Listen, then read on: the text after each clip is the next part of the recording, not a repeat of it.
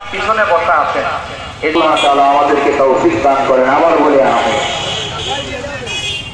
সূরা তেলাওয়াত করি, যার নাম হলো সূরাতুল লাহব। সূরাতুল লাহব তাফসীরে মাযহারি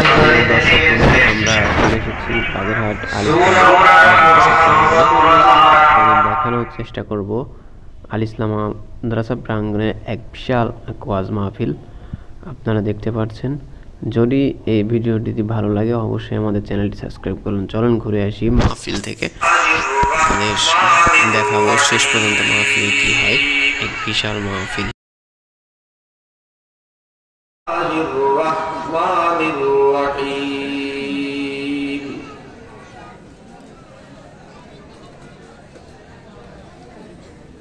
ومن الناس من يشتري لهو الحديث ليضل عن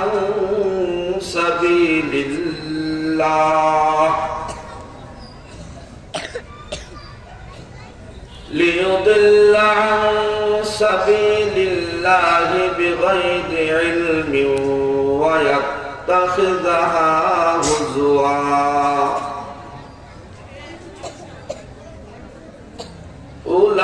أولئك لهم عذاب مهين.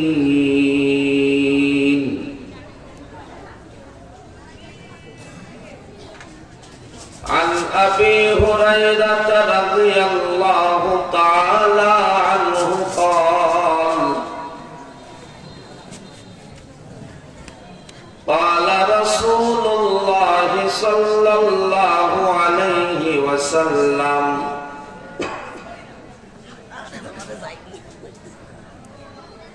إذا اتخذ الفيء دولا والأمانة مغنما والزكاة مغرما وتعلم لغير الدين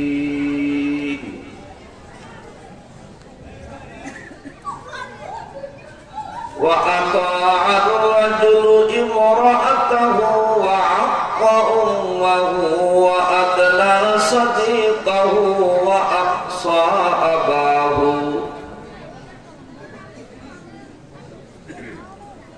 وظهرت الأصوات في المساجد وساد قبيلة فاسقهم وكان زعيم القوم أرذلهم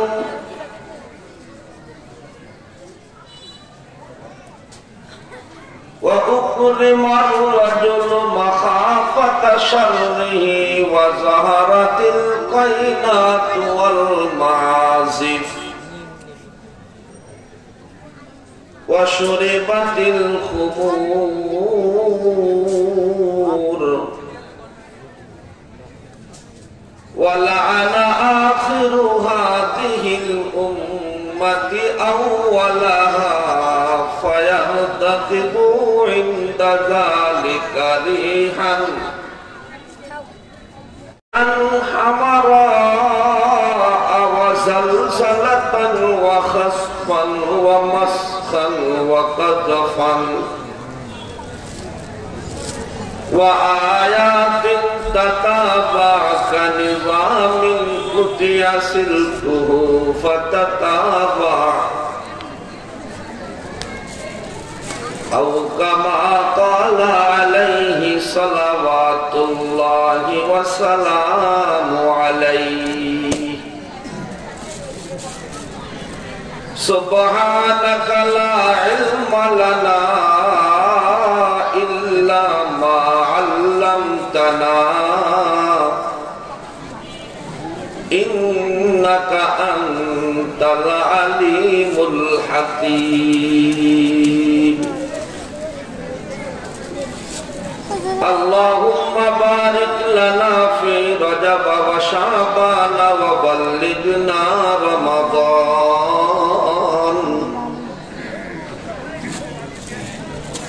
اللهم بارك لنا في رجب وشعبان وبلغنا رمضان.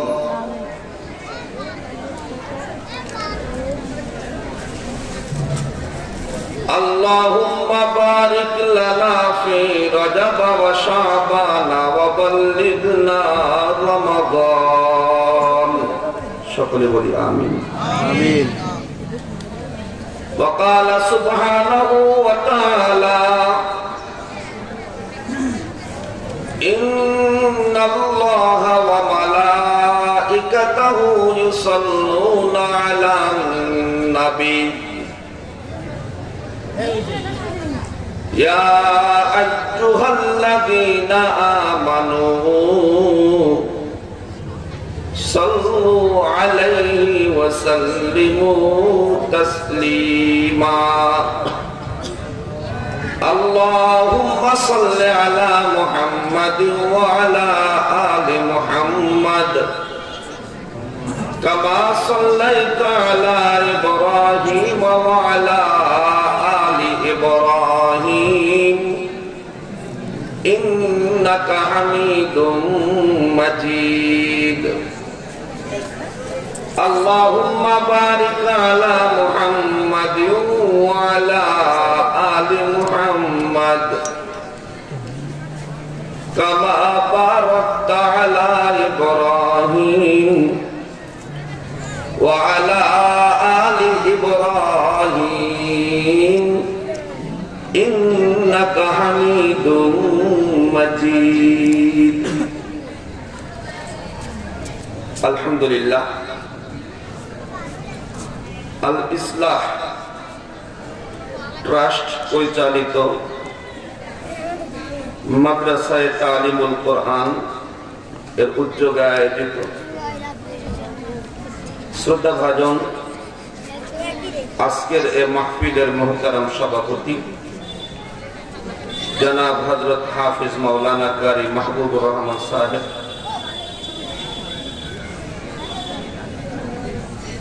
এডভোকেট কাজী জাহাঙ্গীর হোসেন সাহেব দামাত বরকাতুহুমুল আলিয়া,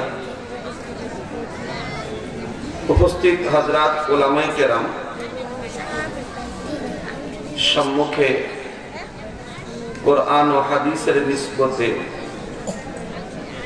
দাওয়াত ও তাবলীগের আকর্ষণে উপবিষ্ট আমার দিনদার মুসলমান ভাইয়েরা, পর্দার আড়ালে খোদাই নিরাপত্তার চাদরে বেষ্টিত সম্মানিতা মাতৃকুল,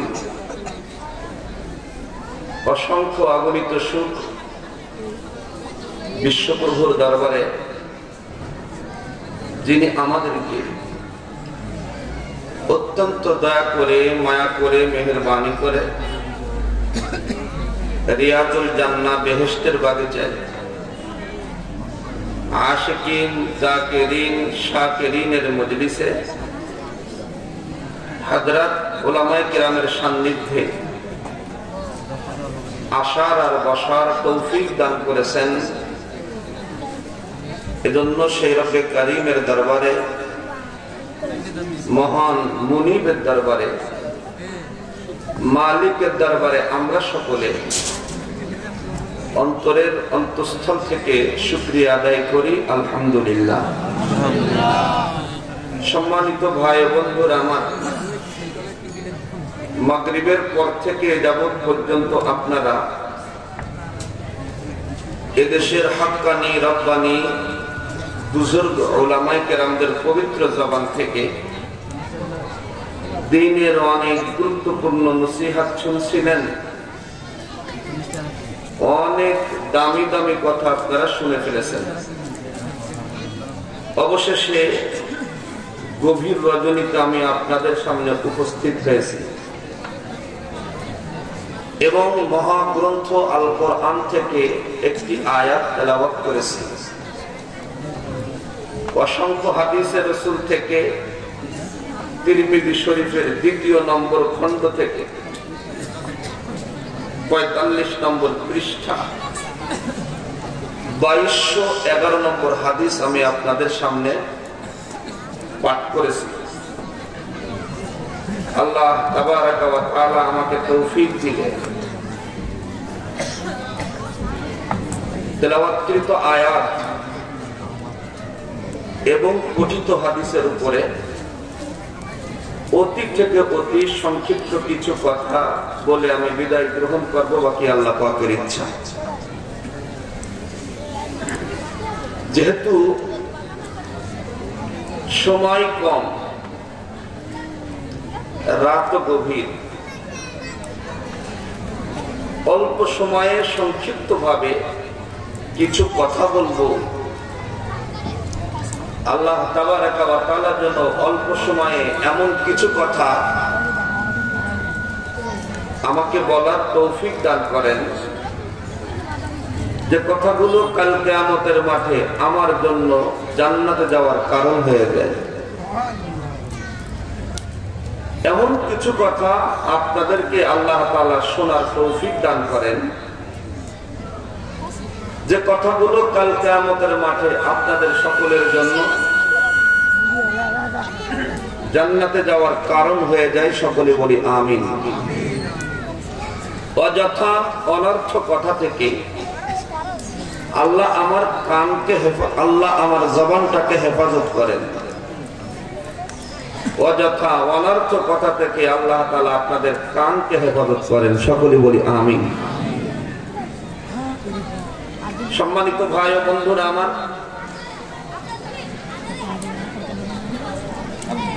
একটি কথা প্রচলিত আছে, সেটি হলো ক্ষুদ্রতম স্বার্থের জন্য বৃহত্তম স্বার্থের জলাঞ্জলি কেউ দেয় না। যদি কেউ দেয়, নিশ্চিত সে বুদ্ধিমান নয়। কথা ঠিক কিনা? বৃহত্তম স্বার্থের জন্য ক্ষুদ্রতম স্বার্থ ত্যাগ করা যায়, কিন্তু ক্ষুদ্রতম স্বার্থের জন্য বৃহত্তম স্বার্থ ত্যাগ করার সুযোগ নেই। আমাদের সামনে এক বৃহত্তম স্বার্থ রয়েছে। সেই বৃহত্তম স্বার্থের নাম হলো ফজরের নামাজের জামাত। কথা ঠিক কিনা? এরকম 1 কোটি ওয়াজ এক পাল্লায় যদি রাখা হয়, শুধুমাত্র ফজরের জামাতের সওয়াব যদি অপর পাল্লায় রাখা হয়, 1 কোটি ওয়াজের পাল্লাকে শূন্যের কোঠায় নিয়ে জামাতের সওয়াবের পাল্লা ভারী হয়ে যায়। এজন্য আমাদের সেদিকে খেয়াল করতে হবে। কিন্তু আমরা তো আসলে বোকা। হযরত রাসূল করিম সাল্লাল্লাহু আলাইহি সাল্লাম বুখারী শরীফের এক হাদিসে বলেন, যদি আমার উম্মত এ কথা জানতো ফজরের জামাতে কি দৃশ্যের অবতারণা হয়, তাহলে মানুষ হামাগুড়ি দিয়ে হলেও ফজরের জামাতে শরীক হতো। আর এক হাদিসে আল্লাহ রাসূল বলেন, ভাই মাইকটা ঠিক করো, সামনে কারো ডিস্টার্ব হবে। আর এক হাদিসে আল্লাহ রাসূল বলেন, যদি আমার উম্মত জেনে যেত ফজরের জামাতের কি দৃশ্য হয়, তাহলে মসজিদ কমিটি এবং ইমাম সাহেব প্রত্যেকদিন ফজরের জামাতের সময় এ করলে কি হবে? তারা ডিস্টার্ব হবে।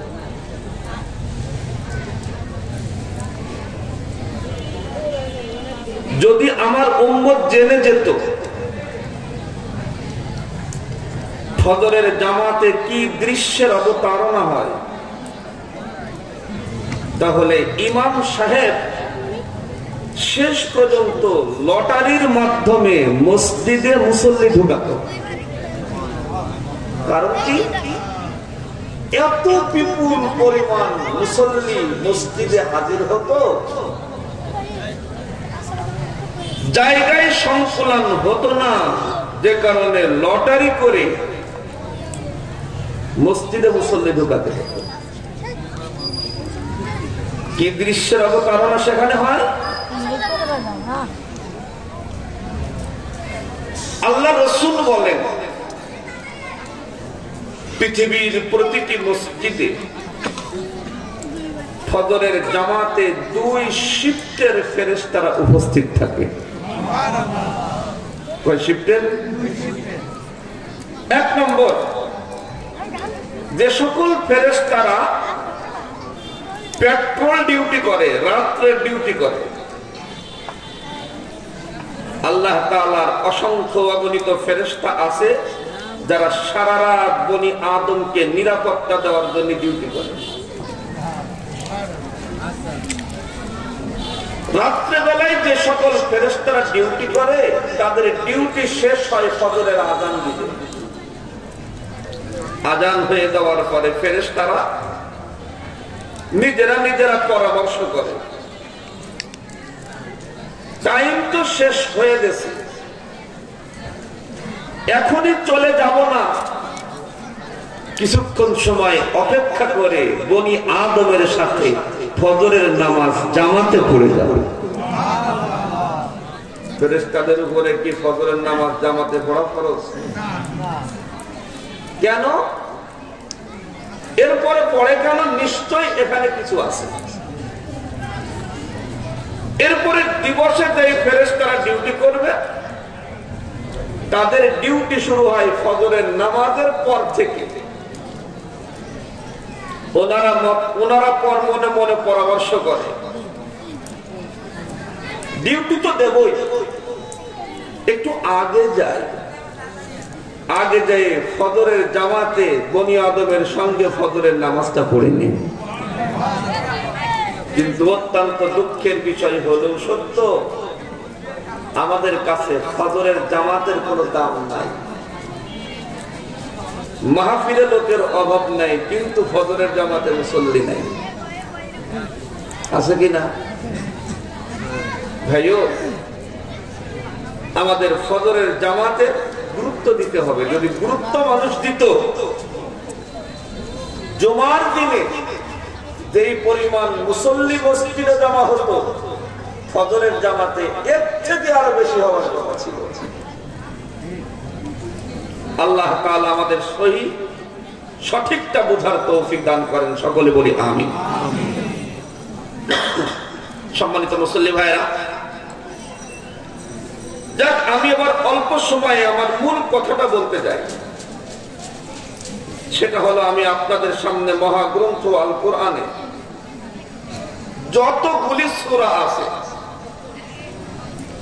এর মধ্যে একটি সূরার নাম সূরাতুল লুকমান। এই সূরাতুল লুকমানের 6 নম্বর আয়াত তেলাওয়াত করেছি। এই আয়াতের মধ্যে আল্লাহ তাআলা পৃথিবীতে কিছু প্রতারকদের নামের তালিকা বলেছেন। এরা প্রতারক, এরা কোরআনের শত্রু, এরা মুহাম্মদ আরবির শত্রু। এদের চরিত্র কি? আমার তেলাওয়াতকৃত আয়াতের তরজমাটা আগে আপনাদেরকে শোনাই। আল্লাহ তাআলা বলেন, وَمِنَ النَّاسِ مَن يَشْتَرِي لَهْوَ الْحَدِيثِ لِيُضِلَّ عَن سَبِيلِ اللَّهِ। আল্লাহ পাকের ঘোষণা। মানুষের মধ্যে কতক মানুষ এমন আছে, তরজমাটা বোঝার চেষ্টা করবেন, তাহলে তাফসীর বুঝতে সুবিধা হবে। মানুষের মধ্যে এমন কিছু মানুষ আছে, মাইয়াশতারি লাহুল হাদিস, যারা ক্রয় করে নিজের দেশ থেকে ভিন্ন দেশে গিয়ে। মানুষের মধ্যে এমন কিছু মানুষ আছে যারা নিজের দেশ থেকে ভিন্ন দেশে গিয়ে ক্রয় করে। কি ক্রয় করে? লাহুয়াল হাদিস, ক্রীড়া কৌতুক, গায়ক গায়িকা, নায়ক নায়িকা। আছে না কেমন মানুষ কিছু? এটা কিন্তু এখনকার কথা না, এখন থেকে ১৫০০ বছর আগের কথা বলতেছেন। আল্লাহ রাসূল বলেন, আল্লাহ পাক বলেন, وَمِنَ النَّاسِ مَن يَشْتَرِي لَهْوَ الْحَدِيثِ لِيُضِلَّ عَن سَبِيلِ اللَّهِ। আল্লাহ পাক বলেন, ওগো রাসূল, কিছু মানুষ এমন আছে যারা নিজের দেশ থেকে ভিন্ন দেশে যেয়ে ক্রীড়া কৌতুক, নায়ক নায়িকা, গায়ক গায়িকা, চরিত্র বিধ্বংসী উপন্যাসের বই ক্রয় করে। চরিত্র বিধ্বংসী উপন্যাস এগুলো ক্রয় করে, সে দেশ থেকে নিজের দেশে আমদানি করে। উদ্দেশ্য কি? লিয়ুদিল্লা আন সাবিলিল্লাহ।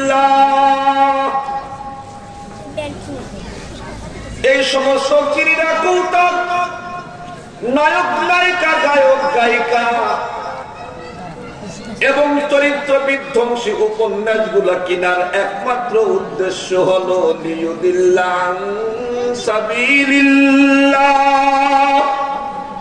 ওদের আর কোন উদ্দেশ্য না, উদ্দেশ্য কেবলমাত্র মুহাম্মাদুর রাসূলুল্লাহ সাল্লাল্লাহু আলাইহি ওয়াসাল্লামের সংস্পর্শে এসে যারা দিন পেয়েছে, অসভ্যতা ছেড়ে দিয়েছে, বর্বরতা ছেড়ে দিয়েছে, মানবতা বিধ্বংসী আচরণ যারা ছেড়ে দিয়েছে এবং ভিন্ন পথ থেকে সোজা পথে এসেছে, উদ্দেশ্য ওদের একটাই, লিয়ুদিল্লা আন সাবিলিল্লাহ। আল্লাহর পথে যারা আছে ওদেরকে বিপদগামী করাই হলো ওদের ষড়যন্ত্র। কথা ঠিক কি ঠিক না? আল্লাহ বলে, বন্ধু টেনশন করো না, ওদের খবর আছে। ওদের কি আছে বলতেছেন? কি খবর? উলাইকা লাহুম আযাবুম মুহিন। আমি আল্লাহ ওদের জন্য প্রস্তুত রাখছি অপমানকর শাস্তি। ওদের জন্য প্রস্তুত রাখছেন আল্লাহ পাক কি? অপমানকর শাস্তি, অর্থাৎ লাঞ্ছনাযুক্ত শাস্তি। শুধু শাস্তি না, ওখানে অপমানও আছে, বেইজ্জতি আছে, লাঞ্ছিত হবে, নিগৃহীত হবে। ওদের জন্য এই শাস্তি প্রস্তুত করে রেখেছেন কে? আল্লাহ। এরা কারা? এদের পরিচয় একটু আমাদের পাওয়া দরকার আছে নাকি? বন্ধু, ওই বংশ কিন্তু এখনো আমাদের পৃথিবীতে আছে, আছে কি না? বন্ধুরে আমার, ওরা কারা? ওদের মধ্যে সবচাইতে বড় লিডার হলো যার নাম নজর বিন হারেস। নাম কি? আরেকজন লিডার যার নাম হলো উতবা, আরেকজন লিডার যার নাম হলো সাইবা, আরেকজন লিডার যার নাম হলো আবু জেহেল। কথা ঠিক কি ঠিক না? বড় বড় দোজখী লিডার গুলো এক জায়গায়। কথা ঠিক কি ঠিক না? এদের প্রত্যেকের পরামর্শ, এদের প্রত্যেকের চিন্তা চেতনা, এদের প্রত্যেকের ষড়যন্ত্র লিয়ুদিল্লা আন সাবিলিল্লাহ। আল্লাহর সুপারপ্রাপ্ত কারা হলো, কারা বিপদগামী হলো, বিপদগামী পথ থেকে উন্নত পথে কারা গেল, এই সকল মানুষদেরকে বিপদগামী করার জন্য ওদের আয়োজন ছিল। কথা ঠিক কি ঠিক না? আয়োজন হলো বিপদগামী ছিল। আল্লাহ রাসূলের সংস্পর্শে এসে অসভ্য বর্বর মানুষগুলো সোনার মানুষ হয়েছিল। কথা ঠিক কি ঠিক না? মজাই তো বলেছেন এক কবি, কবিতার মজাই বলেছেন, दरपेशानी में तेरी कदरों को दरिया कर दिया, दुर्फशानी ने तेरी कतरू को दरिया कर दिया, दिल को रोशन कर दिया, आंखों को बीना कर दिया, दिल को रोशन कर दिया, आंखों को बीना कर दिया। खुद न थे जो राह पर और को हादी बन गए, खुद न थे जो राह पर और को हादी बन गए। क्या नजर थे जिसने मुर्दों को मसीहा कर दिया, क्या नजर थे जिसने मुर्दों को मसीहा कर दिया। কবি চমৎকার বলেছেন। এটা হলো এই বাবা ছবি আর তুলে নাই, এমনিতেই গুনাহ হয়েছে ইতিমধ্যে, ওই শেষ করা আল্লাহর কাছে মুশকিল হয়ে যাবে। ইতিমধ্যে তা হয়ে গেছে না, এতে কখন কোন জায়গায় থাকবে আল্লাহ জানে। বন্ধুরা কথাগুলো বোঝার চেষ্টা করেন, ভুল বুঝেন না। ওই মাহফিলের নূর থাকে না যে মাহফিলের ছবি তোলা হয়, এগুলো থেকে আমাদের বাঁচা দরকার। এটা তো রাজনৈতিক মিটিং না, এটা তো পিঠ বাঁচানো মিটিং। এটা কি বাঁচানো মিটিং? পিঠ বাঁচানো মিটিং। এগুলো মাথায় রাখতে হবে। এটা মানুষ বোঝে না, বাংলাদেশের মানুষ বুঝলো না কোনো কিছু। এটা আমরা খুব টেনশনে আছি বিষয়টা নিয়ে। যা হোক, একজন তো পা ফাঁক করে দিয়ে আমার সুজায় দাঁড়াতে পারি ছবি নেবে, আমি ছবি দেবো না বলে ফাঁসায় দিক দিলাম, তো এটুকু বলবো না। যা হোক, আল্লাহ আমাদেরকে হেফাজত করুন। কবি বলতেছেন কি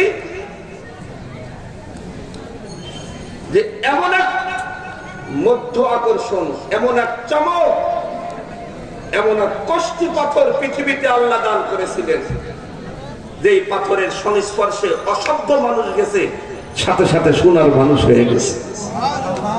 কি পরিমাণ অসভ্য তদনীন্তন বিশ্বের মানুষ ছিল তখন আল্লাহ রাসূল পৃথিবীতে আগমন করেছিলেন। কথা ঠিক কি ঠিক না?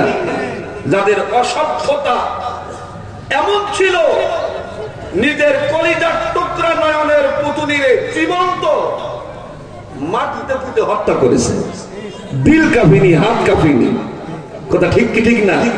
এই পাপিষ্ঠ গুলো আল্লাহ রাসূলের যখন সংস্পর্শে গেছে, আল্লাহ রাসূলের হাত মুবারকের সঙ্গে হাত রাখছে, আল্লাহ মুহূর্তের মধ্যে তাদেরকে সোনার মানুষ বানায় দিয়েছে। जो न थे दुर्पेशानी ने तेरी कदरों को दरिया कर दिया, दिल को रोशन कर दिया, आंखों को बीना कर दिया। दरअसल अंधो दिल तो आलोकित হইছে হইছে, আল্লাহ তাআলা তাদের চাক্ষুষমান বানায় দিয়েছে। खुद न थे जो राह पर, खुद न थे जो राह पर औरों को हादी बन गए। क्या नजर थे जिसने मुर्दों को मसीहा कर दिया।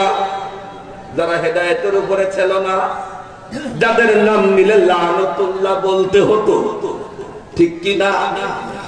আমাদের হযরত উমরের নাম লানতুল্লাহ বলা লাগতো। কথা ঠিক কি ঠিক না? খালিদ বিন ওয়ালিদের নামে লানতুল্লাহ বলা লাগতো, উসমানের নামে লানতুল্লাহ বলা লাগতো। কথা ঠিক কি ঠিক না? এই সমস্ত লোকগুলা যখন কোষ্ঠী পাথরের হাতে হাত লাগাইছে, এই সমস্ত লোকগুলা যখন চরিত্রের পাওয়ার হাউসের সঙ্গে যোগাযোগ করেছে, আল্লাহ পাক রব্বে কারীম তাদেরকে কেমন কবুল করেছে। আগে লানতুল্লাহ বলা হতো, এখন নাম নেওয়ার সঙ্গে রাজি আল্লাহ বলা লাগে। কথা ঠিক কি ঠিক না? একটা চমক, একটা চমক, সেটা হলো আমার রাসূলের চরিত্রের পাওয়ার হাউসের সঙ্গে ওরা যোগাযোগ করেছে। কথা ঠিক কি ঠিক না? বন্ধুরে আমার, কেন এরা এই ষড়যন্ত্র করলো? ভিন্ন দেশে গিয়ে নায়ক নায়িকা, গায়ক গায়িকা, উপন্যাসের বই কিনলো, শাম দেশে গেল, কিনে মক্কা মদিনাতে আনলো। আইনে কি বলে জানেন? হে মুসলমানেরা, বুকার স্বর্গে তোমরা আর বাস করে না। কারণ তোমরা যার কাছে মুরিদ হয়েছো, যার সংস্পর্শে গিয়েছো, সে তোমাদেরকে কোন কথা বলে? বলে চান্দা দাও, কি বলে মসজিদে আসো, আর কি বলে নামাজ পড়ো, আর কি বলে যাকাত দাও, আর কি বলে হজ করো, আর কি বলে পায়খানা বাথরুমে কেমন করে ঢুকতে হবে তা শেখাই, বাথরুম থেকে বের হতে হবে কেমন তা শেখাই। এইগুলো আজেবাজে শিক্ষার দরকার নাই। সে কোনো কাহিনী শোনায় না, সে কোনো নাচ দেখায় না, সে কোনো গান দেখায় না, সে কোনো ড্যান্স দেখায় না। কয় মানুষের আত্মা যাতে প্রশান্ত হয় এটা কিছু শেখায় না, বিনোদন শেখায় না, আমোদ প্রমোদ শেখায় না। তোমরা আমার কাছে আসো, আমি সামদেশ থেকে উপন্যাসের বই কিনেছি, আমি সামদেশ থেকে নায়ক নায়িকা এনেছি। তোমরা এখানে আসো, মদ খাও, আনন্দ করো, প্রমোদ করো, তোমরা এনজয় করতে থাকো, আর তোমরা দুনিয়া উপভোগ করো। মুহাম্মাদের সঙ্গে তোমরা যদি থাকবা তাহলে তোমরাও শেষ হবা, তোমাদের দুনিয়াও শেষ। জোরে কন নাউযুবিল্লাহ। এই অফার দিয়ে নায়ক নায়িকা, গায়ক গায়িকা পাড়ায় পাড়ায়, মহল্লায় মহল্লায় নাচানো শুরু করলো। উদ্দেশ্য ইয়ং জেনারেশনকে নিজেদের হাতে নেবে। উদ্দেশ্য কি? ইয়ং জেনারেশনদেরকে নিজেদের হাতে নেবে। ও বন্ধু, আমাদের দেশেও কিছু মানুষ ইয়ং জেনারেশনকে হাতে নেওয়ার জন্য নির্লজ্জ, বেহায়া, চরিত্র বিধ্বংসী নারী, এদেরকে বিভিন্ন চেয়ারে বসায় ইয়ং জেনারেশনকে তাদের হাতে নিতে চায়। কথা ঠিক কি ঠিক না? নিতে পারো, কিন্তু তোমাদের ঠিকানা ওই আবু জাহেল, উতবা, সাইবার সাথে উঠতে হবে কিয়ামতের মাঠে। কথা ঠিক কি ঠিক না? বন্ধুরে আমার, আসুন তারা কি করলো? তাদেরকে ডেকে এনে গান বাজনার আয়োজন করলো, আর আল্লাহ রসুল কোরআন তেলাওয়াতের আয়োজন করলেন। কথা ঠিক কি ঠিক না? আজকের যে মাহফিল, ওগো বন্ধু, এই মাহফিলের ঠিকানা বাংলাদেশ না, এই মাহফিলের ঠিকানা পাকিস্তান না, এর কিন্তু একটা মজবুত ঠিকানা আছে। এই মাহফিলের একদম সুন্দর উদ্ভাবক আছে। কথা ঠিক কি ঠিক না? আজকের মাহফিলের ঠিকানা হলো, ওগো বন্ধু, অন্য কোন দেশে না, আজকের মাহফিলের সরাসরি ঠিকানা হলো মদিনা। কথা ঠিক কি ঠিক না? এই মাহফিল আসলো কোত্থেকে? এই মাহফিল এসেছে মদিনা থেকে, এই মাহফিল এসেছে মক্কা থেকে। কোন কোন ঘটনার পরিপ্রেক্ষিতে আসলো? ওগো বন্ধু, আমার রাসূল মুহাম্মদুর রাসূলুল্লাহ সাল্লাল্লাহু আলাইহি ওয়াসাল্লাম কুরআন প্রাপ্ত যখন হলেন, কুরআন প্রাপ্ত হওয়ার পরে কোরআনকে সুন্দর করে মুখস্থ করে বিশুদ্ধ তেলাওয়াত করে উনি সাহাবাদেরকে শোনাতেন। উনি পাড়াতে কোরআন তেলাওয়াতের আয়োজন করতেন, মহল্লাতে কোরআন তেলাওয়াতের আয়োজন করতেন, মসজিদে মসজিদে কোরআনের আয়োজন করতেন। কই এই অবস্থা দেখা ওরা কোরআনের বিরুদ্ধে ভিন্ন গানের মাধ্যমে আয়োজন করলো। কথা ঠিক কি ঠিক না? সেই থেকে আজকের এই মাহফিল। তাহলে বোঝা গেল আমার এই মাহফিলের ঠিকানা বাংলাদেশ না, এই মাহফিলের ঠিকানা চেইন বাই চেইন যদি উপরে উঠা যায়, উঠতে উঠতে উঠতে একদিন মুহাম্মদুর রাসূলুল্লাহর সাক্ষাৎ পাওয়া যাবে। কথা ঠিক কি ঠিক না? এই মাহফিলের উদ্ভাবক হলেন আকায়ে নামদার তাজদারে মদিনা সরকার দু আলম হযরতে মুহাম্মদুর রাসূলুল্লাহ। জোরে বলি সাল্লাল্লাহু আলাইহি ওয়াসাল্লাম।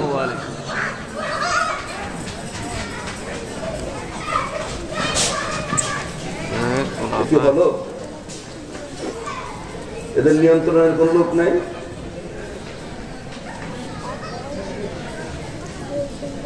এই মাহফিলের ঠিকানা কোন জায়গা? মদিনা। মাহফিলের উদ্ভাবকের নাম কি? আর কোরআনের বিরুদ্ধে মানুষকে মিসগাইড করে সরাই নেওয়া, এরও একজন উদ্ভাবক আছে। ওই উদ্ভাবকের নাম হলো নদর বিন হারেস। ঠিক কিনা? ওই উদ্ভাবকের নাম হলো আবু জেহেল। ঠিক কিনা?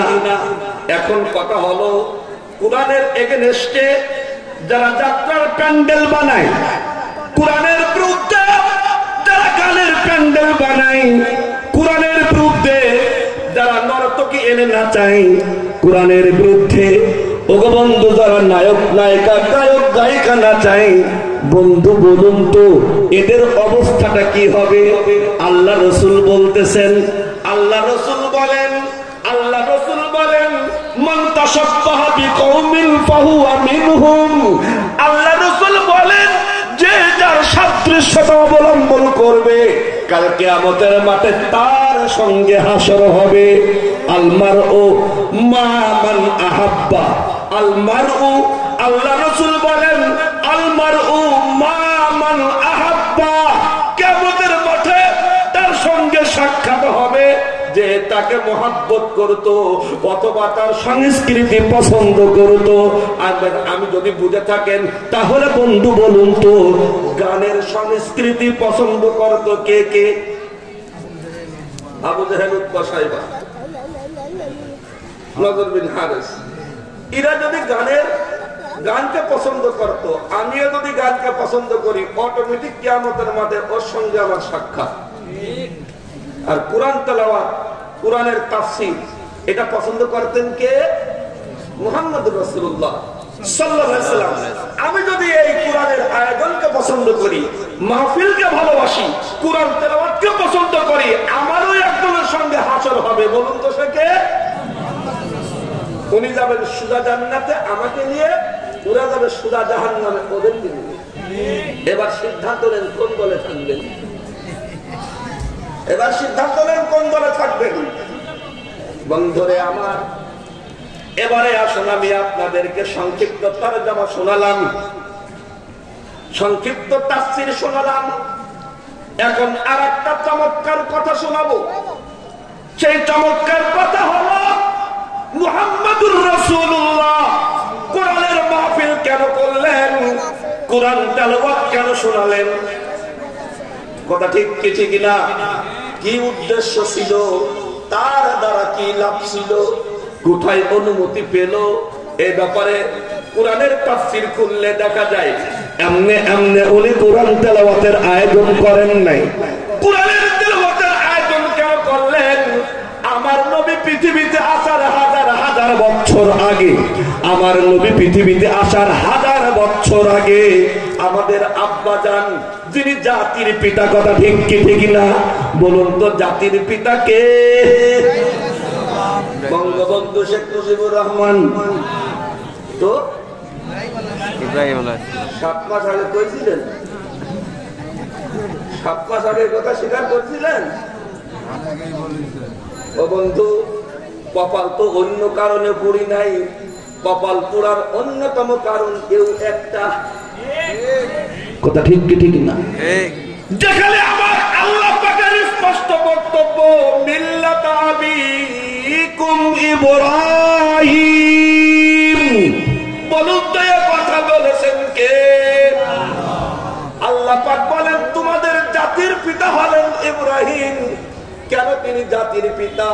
বহু কারণ আছে, তার একটা কারণ উল্লেখ করে বলতেছেন হুয়া সাম্মাকুমুল মুসলিমিন।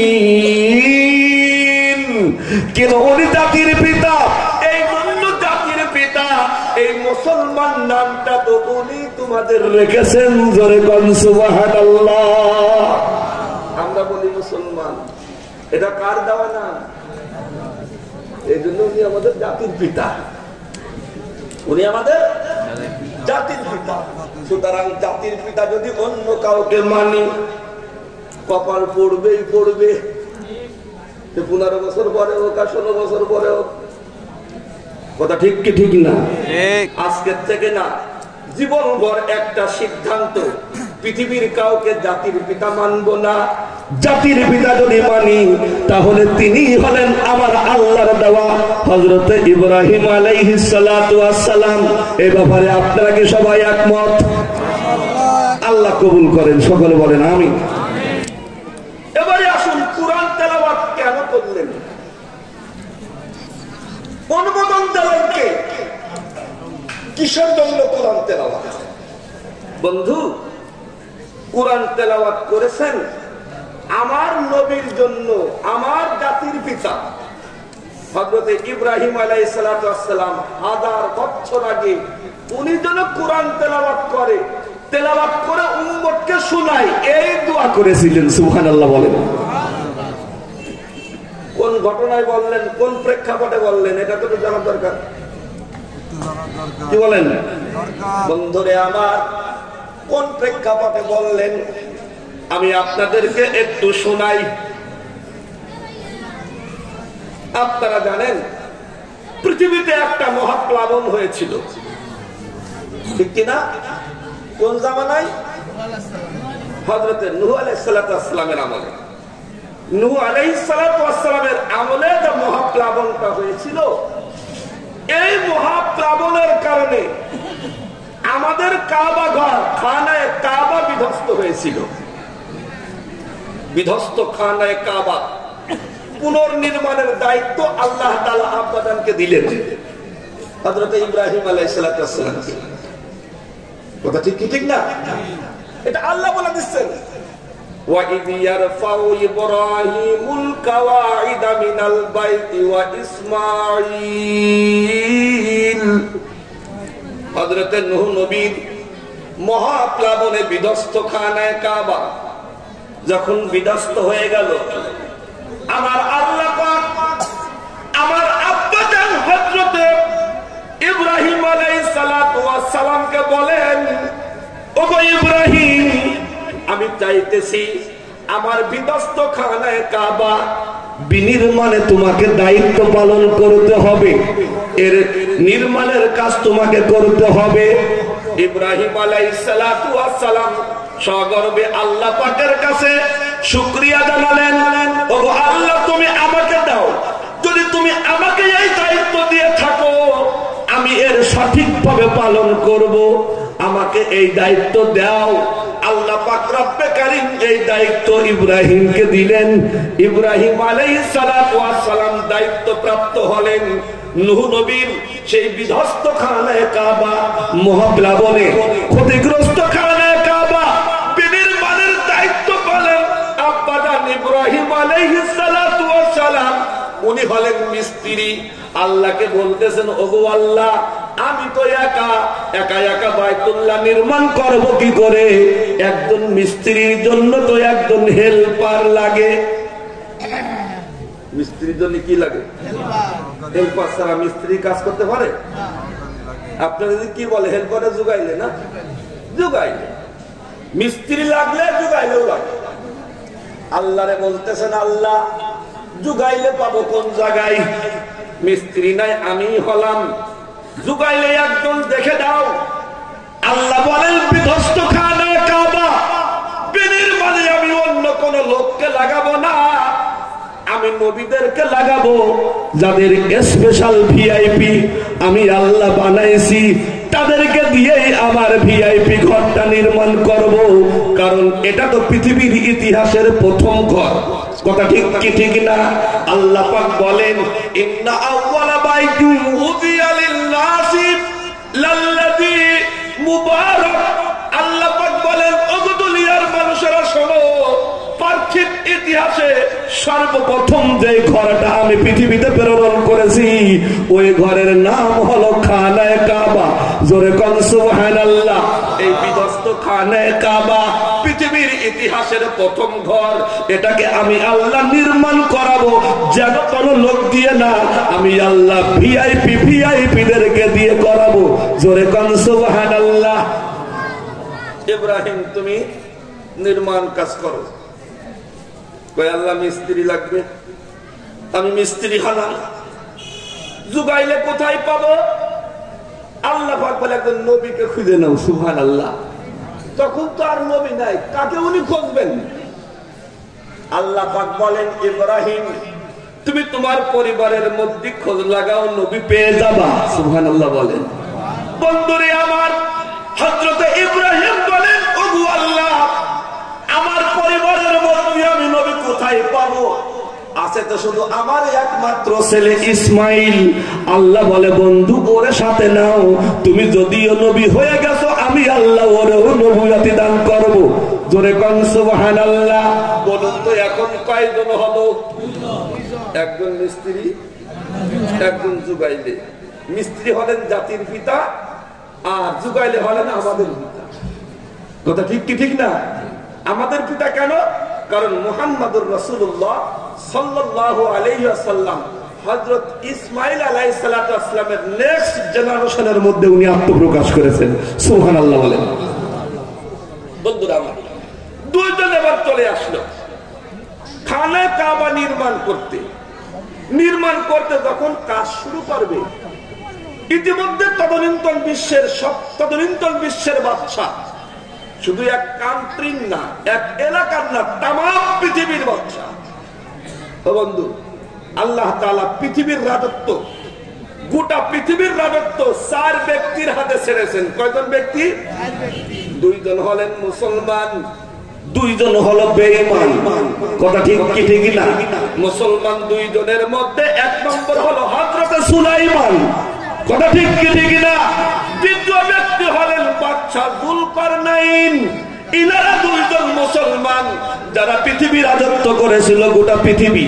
আর 2 জন হলো বেঈমান, তার মধ্যে একজন হলো বুখতে নাসর, আর একজন হলো নমরুদ। কয়জন? 4 জন। 2 জন মুসলমান, 2 জন বেঈমান। মুসলমানদের মধ্যে 1 নম্বর সুলাইমান, 2 নম্বর হযরতে যুলকারনাইন। কাফেরদের মধ্যে একজন হলো বুখতে নাসর, আর একজন হলো নমরুদ। এই 4 জন বিশ্ব রাজত্ব করার সুযোগ পেয়েছিল। হযরত ইব্রাহিম আলাইহিস সালাতু ওয়াস সালাম যখন মসজিদ নির্মাণ করতে গেলেন, খানায়ে কাবা নির্মাণ করতে গেলেন, এই খানায়ে কাবা নির্মাণ করতে যাওয়ার পরে বাদশা যুলকারনাইন টের পেয়ে জিজ্ঞেস করতেছে, ওগো ইব্রাহিম, খানায়ে কাবা নির্মাণ করতেছেন, অনুমোদন পালন কিভাবে? আপনাকে অনুমোদন দিল কে? অবস্থা দেখছেন? অনুমোদন দিল কে? এই কথা যখন ইব্রাহিম আলাইহিস সালাতু ওয়াস সালামকে বললেন বাদশা যুলকারনাইন, উনি মনে মনে ভাবলেন কি জবাব দেব, কি করতে হবে বিমূঢ়। ইতিমধ্যে উনি তাকায় দেখে খানায়ে কাবার অদূরে অনেকগুলো দুম্বা ঘাস খাচ্ছে বা ভেড়া। হযরত ইব্রাহিম আলাইহিস সালাতু ওয়াস সালাম তামাম জাহানের বাদশা, গোটা পৃথিবীর বাদশা, যুলকারনাইনকে বলতেছে, আমারে জিজ্ঞেস করে লাভ নেই, আমারে জিজ্ঞেস করার দরকার নেই, আপনি ওই ছাগলগুলোরে জিজ্ঞেস করেন। সুবহানাল্লাহ বলেন। উনার তো একেবারে মিজাজ একেবারে গরম হয়ে গেছে। আমি জিজ্ঞেস করতেছি অনুমতি পালন করতে কে? আপনি দুম্বা দেখাই দিচ্ছেন, ওরা কি কথা বলতে পারে? কিন্তু খলিলুল্লাহ তো শিওর। কথা ঠিক কি ঠিক না? খলিলুল্লাহ শিওর, কারণ সে তো অন্য কোন কারোর কাছে অনুমোদন প্রাপ্ত না। খানায়ে কাবা বিনির্মাণে অনুমোদন দিয়েছেন খোদ আল্লাহ তাআলা। উনি বলতেছেন, ভাই আমি আপনাকে বললাম জিজ্ঞেস করেই দেখেন। বন্ধুরে আমার, কৌতূহলবশত যুলকারনাইন দুম্বাগুলোকে ডাক দিয়ে বলে, হে দুম্বার দল, অথবা হে ভেড়ার পাল, ইব্রাহিম মসজিদ নির্মাণ করতেছে, অনুমতি পাইল থেকে? কে তাকে অনুমোদন দিল? এই কথা যখন বলেছে, বলার সঙ্গে সঙ্গে দুম্বাগুলো ঘাস না খেয়ে যুলকারনাইনের দিকে তাকায়ছে। জোরে কোন সুবহানাল্লাহ। যুলকারনাইন হতবাক হয়ে গেছে। কিছুক্ষণের মধ্যে সব দুম্বাগুলো এক হয়ে ঐক্যবদ্ধ হয়ে একই কণ্ঠে উচ্চারণ করতে শুরু করেছে, হাযা খলিফাতুল্লাহ। ওগো যুলকারনাইন, তুমি জিজ্ঞেস করেছো অনুমতি পেল কে? তুমি তো ওনাকে চেনো না, উনি তো অন্য কেউ না, উনি হলেন আল্লাহর পাঠানো খলিফা, উনি হলেন আল্লাহর পাঠানো পয়গম্বর হযরতে ইব্রাহিম আলাইহিস সালাতু ওয়াস সালাম। জোরে কাম সুবহানাল্লাহ। এবার তার ভুল ভাঙলো। কথা ঠিক কি ঠিক না? উনি তো আর শেখ হাসিনা না, উনি সাথে সাথে দৌড়ে দে, ইব্রাহিম আলাইহিস সালাম, সরি হুজুর, ভুল হয়ে গেছে, আপনি যা করতেছেন আমার বেয়াদবি হয়ে গেছে, আপনি আমারে মাফ করে দেন, আপনি যা করতেছেন করেন, আল্লাহ যদি আপনাদের হুকুম দিয়ে থাকে আমি বাধা দেওয়ার কে? কথা ঠিক কি ঠিক না? খানায় কাবা নির্মাণ করবে, আবার ওনার কাছ থেকে অনুমতি নিতে হবে।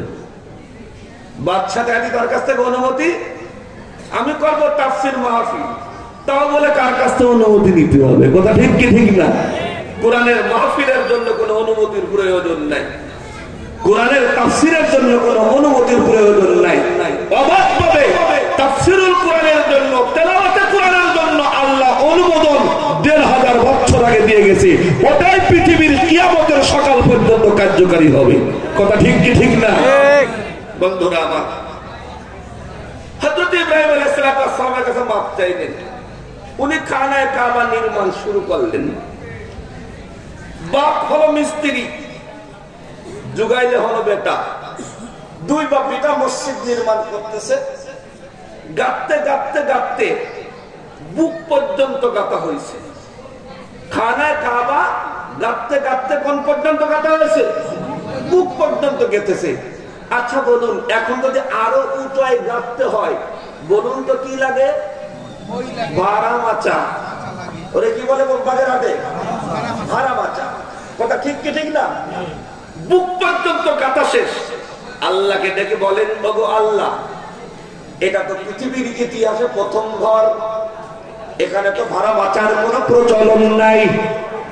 ঠিক কি ঠিক না? কোথায় পাবো আমি বই, কোথায় পাবো আমি ভাড়া মাচা? তোমার ঘর তো নির্মাণ করতে হবে, এই অবস্থায় রাখা যাবে না। যদি রেখে দিই দেখতে ভালো দেখা যাবে না। কথা ঠিক কি ঠিক না? হাফ ওয়ালে ছাদ দেওয়া যায় না, হাফ ওয়ালে কোনোদিন ঘর হয় না। কথা ঠিক কি ঠিক না?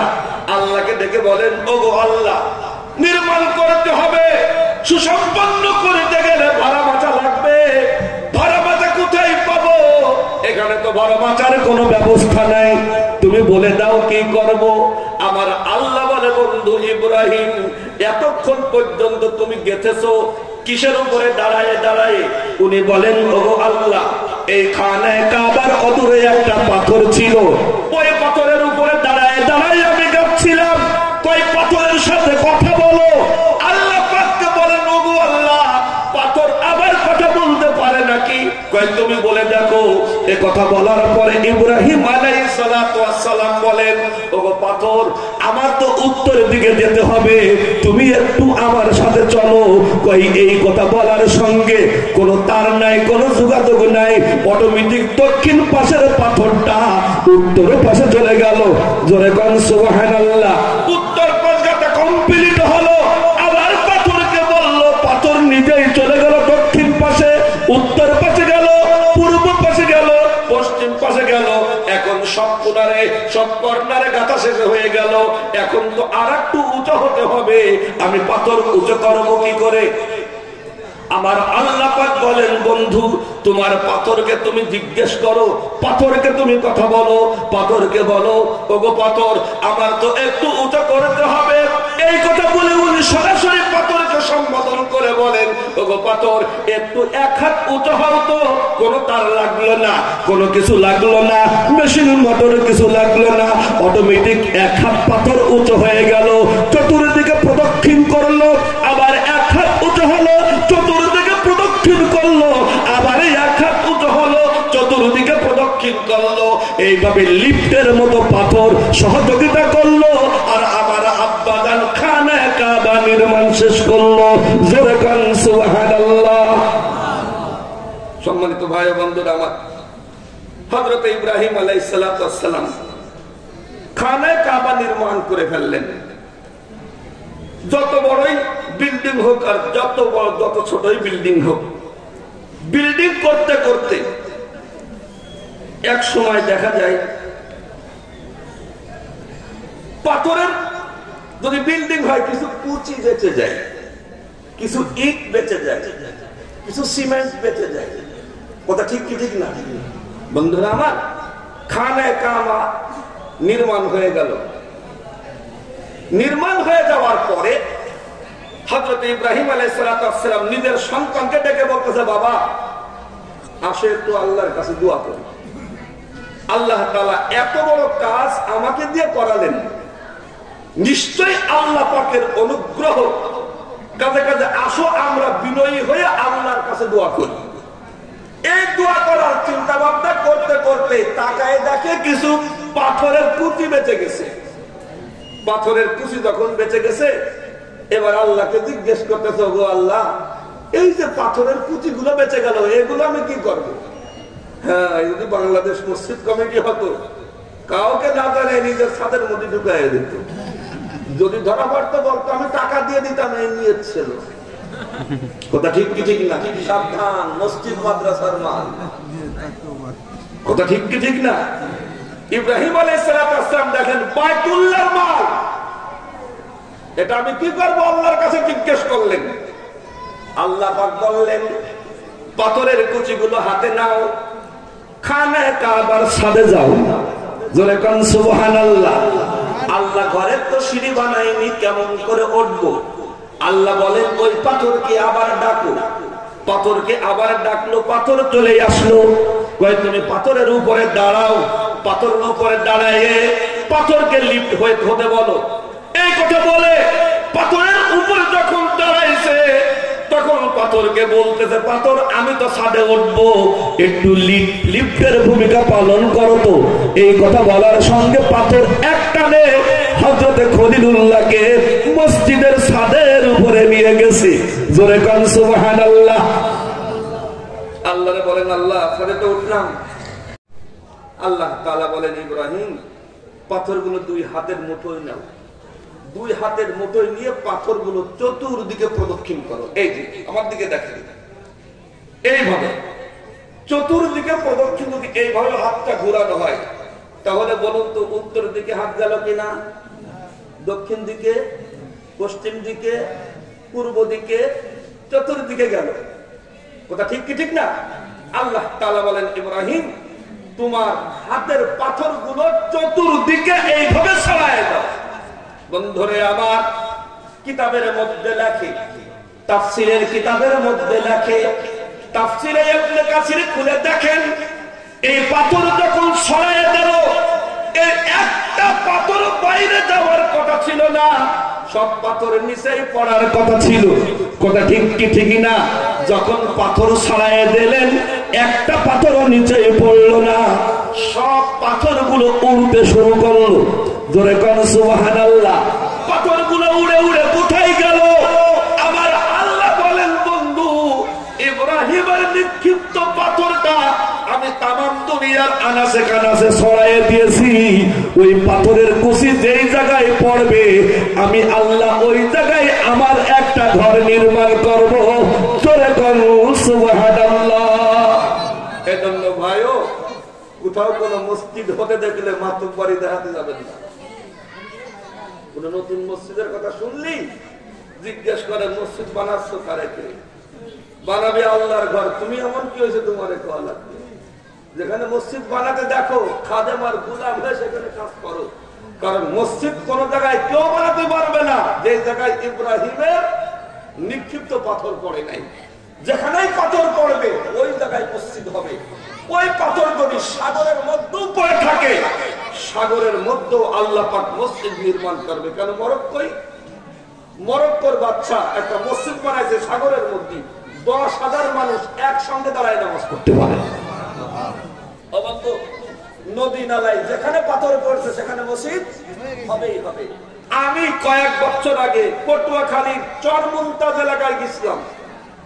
চরমুমতাজ এলাকায় এক মুরব্বী আমাদের বলতেছে, হুজুর এই যে সুন্দর মাদ্রাসা দেখতেছেন, এই যে সুন্দর মসজিদ দেখতেছেন, এই মসজিদ মাদ্রাসা 20 বছর আগে ছিল না। 20 বছর আগে অথই পানি ছিল, এটা সাগরের একটা অংশ ছিল। অটোমেটিক চর জাগে এটা চরমুমতাজ হয়েছে। ও বন্ধু, চর কেন জাগলো? আল্লাহ পাক সমুদ্রের পানিকে সরাই দিয়ে তার ঘর নির্মাণ করবে বিধায় চর জায়গায় আছে। কথা ঠিক কি ঠিক না? এজন্য ভাইও, দুনিয়ার মসজিদ মাদ্রাসা যেখানে হয় বিরোধিতা করব না, পারলে সহযোগিতা করব, বিরোধিতা করব না। কথা ঠিক কি ঠিক না?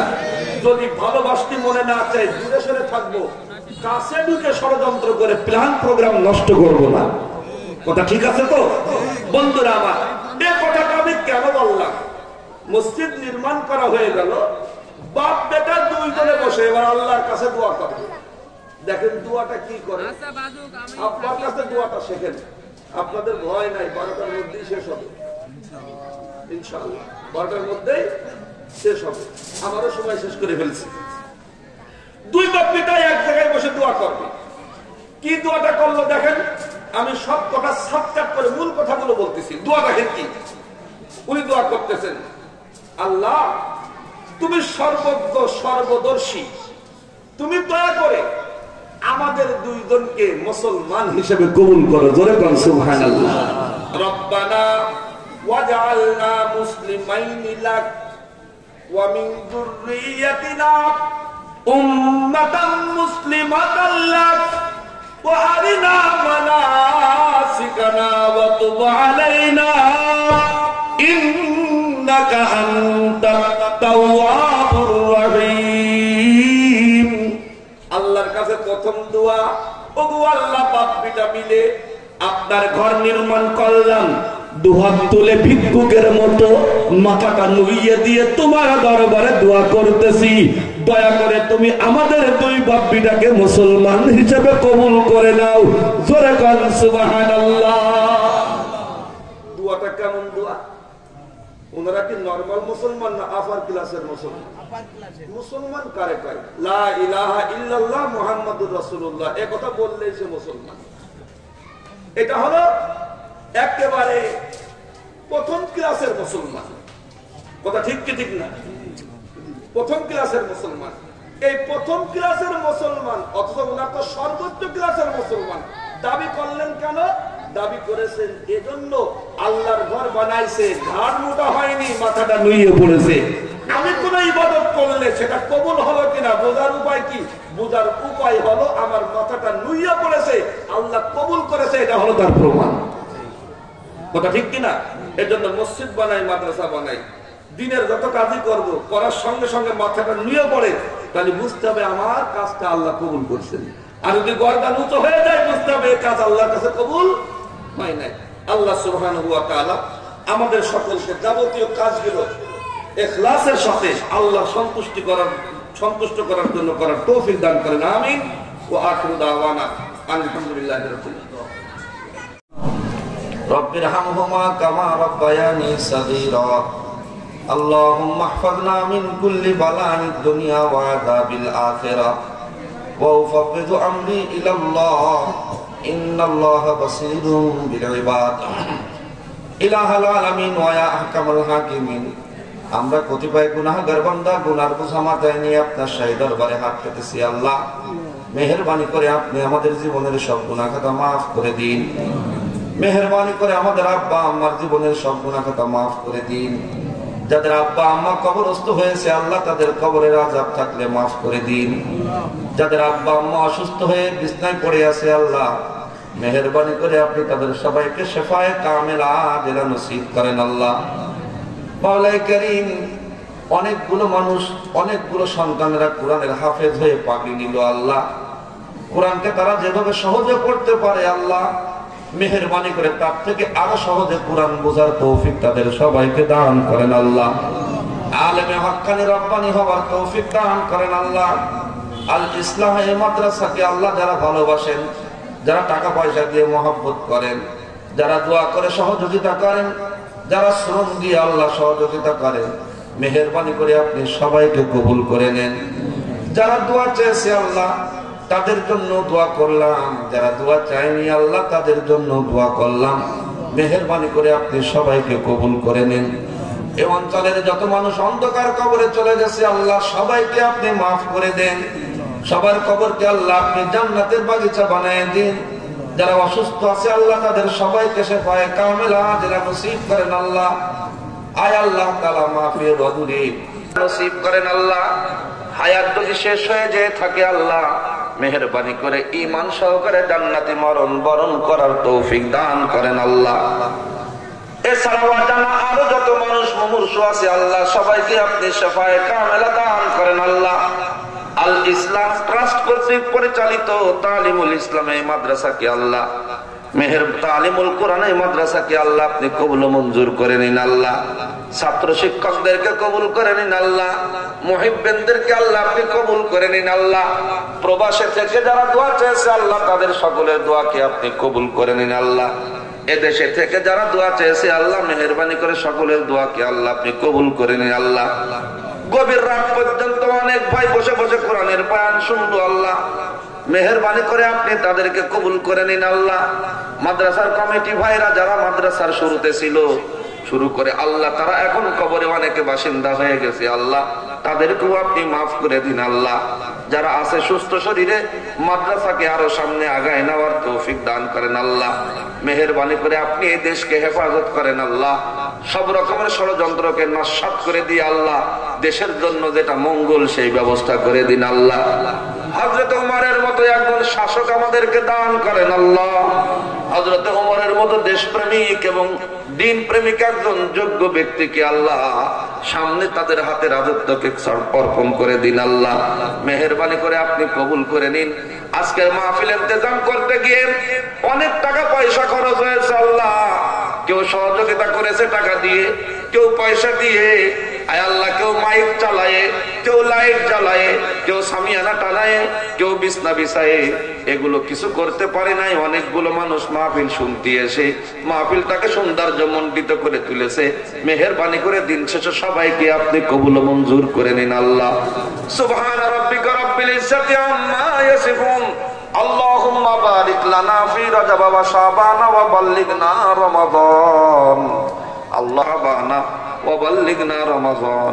সুবহান রাব্বিকা রাব্বিল ইজ্জাতি আম্মা ইয়াসিফুন ওয়া সালামুন আলাল মুরসালিন।